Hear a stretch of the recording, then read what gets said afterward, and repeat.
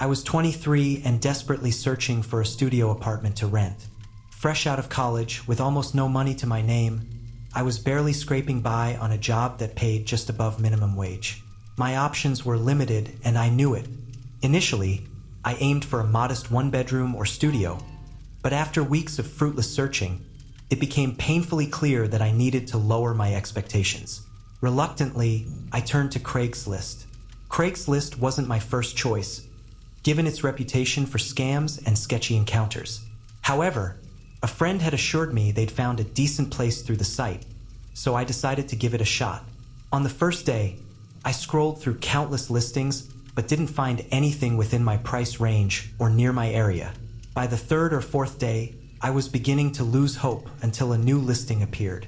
It was for a studio apartment just a few miles away, with rent that seemed almost too good to be true. I clicked on the ad.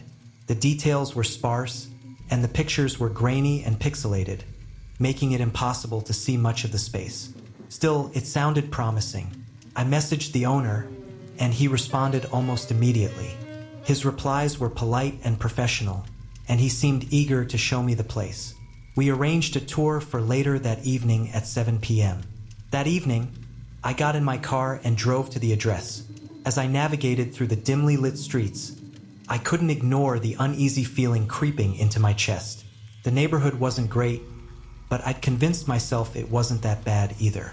I parked on the side of the road, looking up at the old, weathered apartment building. The exterior paint was peeling, and the dim porch light flickered sporadically. I texted the man to let him know I had arrived. A few moments later, the door buzzed, unlocking with a loud click. I stepped inside and was greeted by a musty smell. The interior was no more inviting than the exterior. A narrow staircase in the center and 2 rooms on either side of the ground floor. Before I could check the room numbers, a voice called out from above, "Third floor." The voice startled me, echoing unnaturally in the quiet space. Brushing off the unease, I climbed the creaking stairs. Halfway up, I hesitated. Something felt off. Why hadn't the man come down to meet me? He'd been so professional in his texts, yet now he couldn't even greet me at the door? At the top of the stairs, a short hallway stretched before me, with 2 doors on either side. One door was slightly ajar, light spilling out into the dim corridor. A man stood inside the room, waiting. He was average-looking, mid-40s, wearing a wrinkled button-down shirt.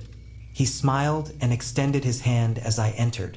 I shook it reluctantly, noting how cold his hand felt. The room itself caught me off guard. It wasn't empty, as I'd expected. A couch, a TV, and various personal belongings were scattered throughout. There were even groceries sitting on the counter. "Does someone else live here?" I asked, trying to keep my tone light. The man chuckled briefly. No, everything will be gone by tomorrow," he said, waving his hand dismissively. His response was strange, almost rehearsed, and it didn't sit right with me. But I smiled and nodded, not wanting to seem rude. As he led me further inside, I began to notice other oddities. For one, this wasn't a studio apartment at all. The layout had multiple doors leading to separate rooms. It was at least a 1-bedroom unit, maybe even 2. There was no way this matched the listing's description or the price. Sensing my growing unease, the man abruptly stopped his pitch and gestured to one of the closed doors. "Why don't you take a look inside the bedroom?" he suggested, his voice oddly insistent. Before I could respond, my phone buzzed in my pocket. I instinctively pulled it out to check the notification. My stomach dropped as I read the message. It was from the man I'd been texting on Craigslist. "I'm here. Where are you?" My blood ran cold. I looked up, my eyes locking with the stranger's. His expression had changed. The friendly demeanor vanished, replaced by a blank, calculating stare. He knew that I'd figured it out. For a moment, time seemed to freeze. Neither of us moved. My heart pounded so loudly it drowned out everything else. Then, without a word, I turned and bolted. I ran down the stairs, taking them 2 at a time, and didn't stop until I was back in my car. My hands were shaking so badly it took 2 tries to get the key into the ignition. I sped away, glancing in the rearview mirror every few seconds, half expecting to see the man chasing after me. I never texted the real Craigslist owner back. The idea of explaining what had just happened or risking any further interaction was unbearable. To this day, I don't know who that man was or what his intentions were. I don't want to know. All I know is that I came dangerously close to something horrible that night. Needless to say, I never opened Craigslist again.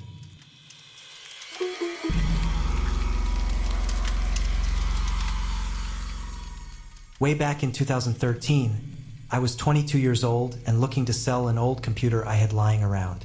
It wasn't worth much, definitely not something good enough to trade into a shop. It was a clunky, outdated PC, but I figured someone out there could find a use for it. At the time, Craigslist was the go-to place for local buying and selling. I'd never heard of anything bad happening through it, and the area I lived in was relatively safe. It seemed simple enough. List the computer, wait for someone to bite, and make the exchange. Within a day of posting the ad, I received an email from someone named Cameron. He was interested in buying the computer and was fine with the asking price, provided it worked as described. I assured him that it did, and we agreed that he could test it out when he came to pick it up. We set the exchange for the following morning. Cameron said he'd email me when he was on his way. The next day, I woke up early, excited to finally get rid of the computer and make a little cash. I waited until 11 a.m., the time we had agreed upon, but no email came. By 11:15, there was still no word from him. Thinking maybe he was just running late, I opened the blinds in the living room and settled on the couch to watch TV while keeping an eye on the street. Around 11:45, I noticed a car creeping down the road. It slowed as it approached my house and then stopped at the curb. The engine was still running, and the car just sat there. Thinking it might be Cameron, I paused the TV and waited. But minutes passed, and nothing happened. The car didn't turn off, and no one got out. Then, as abruptly as it had stopped, the car pulled back onto the road and drove away. I frowned and got up to peek out the window, watching the taillights fade into the distance. The whole thing felt strange, but I couldn't tell if it was just a coincidence or if it was related to the Craigslist deal. I sent Cameron an email asking if he was still coming, but I never got a reply. By the time an hour had passed, I gave up on waiting and moved on with my day. I had lunch, went about some errands, and eventually had dinner. By 9 p.m., I was in bed early, knowing I had work the next morning. I fell asleep quickly, but my rest didn't last long. I woke up sometime later, groggy and disoriented. I looked at the clock. It was just after 11 p.m., barely 2 hours had passed. I closed my eyes, trying to drift back to sleep, but a faint thump jolted me awake again. I lay still, straining to hear the sound. A moment later, it came again. A soft, muffled thud from somewhere downstairs. I stayed frozen in bed, heart starting to race. It wasn't a sound I recognized, and my mind began racing through possibilities. Was it the house settling? An animal outside? Or something worse? Cautiously, I got out of bed and stepped into the hallway. The house was dark and eerily quiet, save for the occasional thud from below. With each step toward the stairs, the sound grew louder, more deliberate. By the time I reached the kitchen, it was unmistakable. Something or someone was outside the back of the house. I turned the corner into the back hall, heart pounding. The faint glow of moonlight filtered through the window at the end of the hall, casting long shadows on the floor. As my eyes adjusted, I saw it. A dark, shadowy figure moving just outside the window. My breath caught in my throat. The figure stood still for a moment. Then another heavy thud rattled the glass, causing me to jump back. The person pressed their face against the window, their features coming into horrifying focus. Their eyes locked onto mine, cold and unblinking. Time seemed to stretch endlessly in that moment. I felt paralyzed, trapped in their gaze, until they suddenly pulled back and sprinted into the darkness. Shaking, I stumbled back into the kitchen and grabbed my phone, immediately dialing 911. The police arrived quickly, but by the time they got there, the person was long gone. They searched the area but found no trace of anyone. When I showed the officers the window, they found marks on the frame, small divots in the seal where someone had tried to pry it open. It was clear they hadn't been here just to look. My first thought was that it had to be Cameron, the man from Craigslist. But without any concrete evidence tying him to the incident, the police couldn't pursue it further. I never heard from him again, and I never got any answers about who had been at my house that night or what they wanted. All I know is that they were close. Far too close. I haven't used Craigslist since, and I doubt I ever will.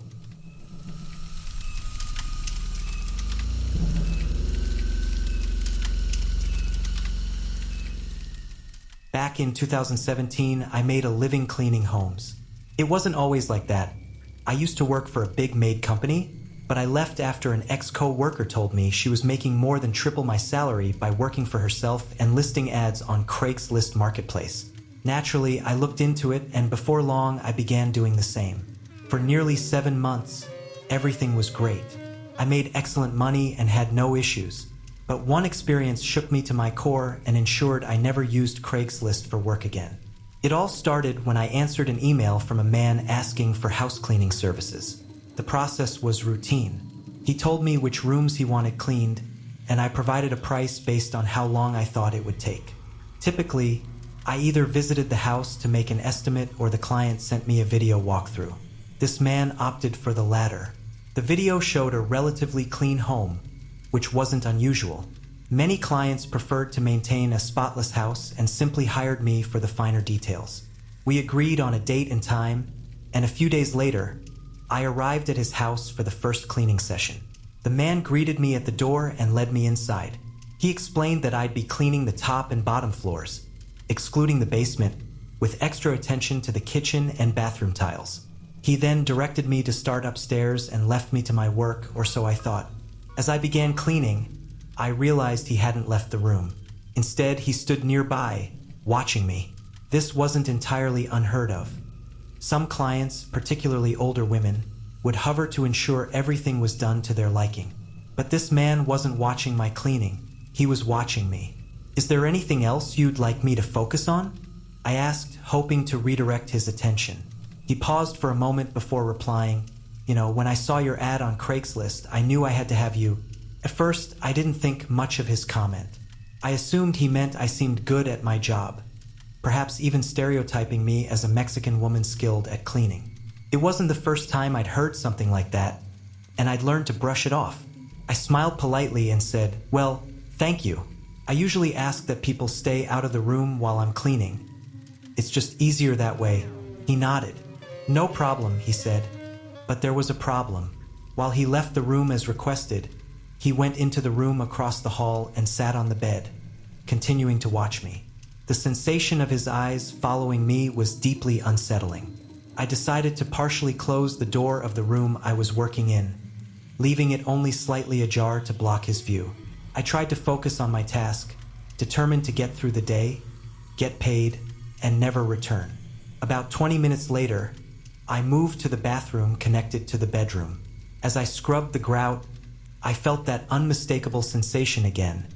Someone watching me. I turned around, and there he was, standing in the doorway. "Sorry to bother you," he said, his tone oddly calm. "I forgot to tell you not to touch the vanity. It was my wife's. She died years ago in 2009. I want to preserve it." The way he stared at me sent chills down my spine, but I forced a smile and nodded. "Of course, I'll leave it as is." After an awkward pause, he left. I couldn't shake the feeling that something was off. If preserving the vanity was so important, why hadn't he mentioned it earlier? As I cleaned around it, I noticed something peculiar. Makeup products on the counter that hadn't been released until 2015. How could they be there if his wife had died in 2009? By the time I finished upstairs, I was dreading going downstairs, but I pressed on, hoping to finish quickly. The kitchen was my next stop. From there, I could see into the living room, and another odd detail caught my attention. There were no pictures in the house. None. I've cleaned hundreds of homes, and I've never seen a house completely devoid of photos or personal touches. Even clients who lived alone typically had at least a holiday card or two on the fridge. The absence of anything personal felt wrong. Just as I resolved to rush through the rest of the cleaning, he appeared in the archway. "Can you do me a favor?" he asked. Hesitantly, I replied, "What is it?" "Well," he began, "I know it says no basements, but I forgot. I'm having guests over next week, and the basement has the pool table. I just need the floor vacuumed. I'm on a tight schedule today," I said cautiously. "Maybe I could come back tomorrow?" His demeanor shifted instantly. "I don't see why you can't just do it now. It won't take long." "I can do a thorough job tomorrow," I offered, hoping to appease him. His response made my blood run cold. "My wife and I need it done today." His wife, the one who had supposedly died years ago. I forced a smile and lied, "If I have time, I'll do it." "Well, let me just show you what needs to be done," he insisted, stepping closer. Every instinct screamed at me to get out of there. Pretending to get a phone call, I stepped into another room and called my friend, speaking in Spanish so he wouldn't understand. I quickly explained the situation, and she agreed to come to the address and ensure I left safely. When I returned to the man, I told him I had a family emergency and had to leave. His face darkened. "Don't bother coming back," he said coldly, before walking upstairs. I quickly gathered my things, heart pounding. As I loaded my trunk, I noticed him staring at me from an upstairs window. My friend arrived, and I left without looking back. When I got home, I called the police. Unfortunately, there wasn't much they could do since he hadn't technically broken any laws. They advised me to avoid returning, which was already my plan. To this day, I don't know what his intentions were, but I'm grateful I trusted my gut and left. If you provide services through sites like Craigslist, always trust your instincts and let someone know where you are. You never know who or what you might encounter.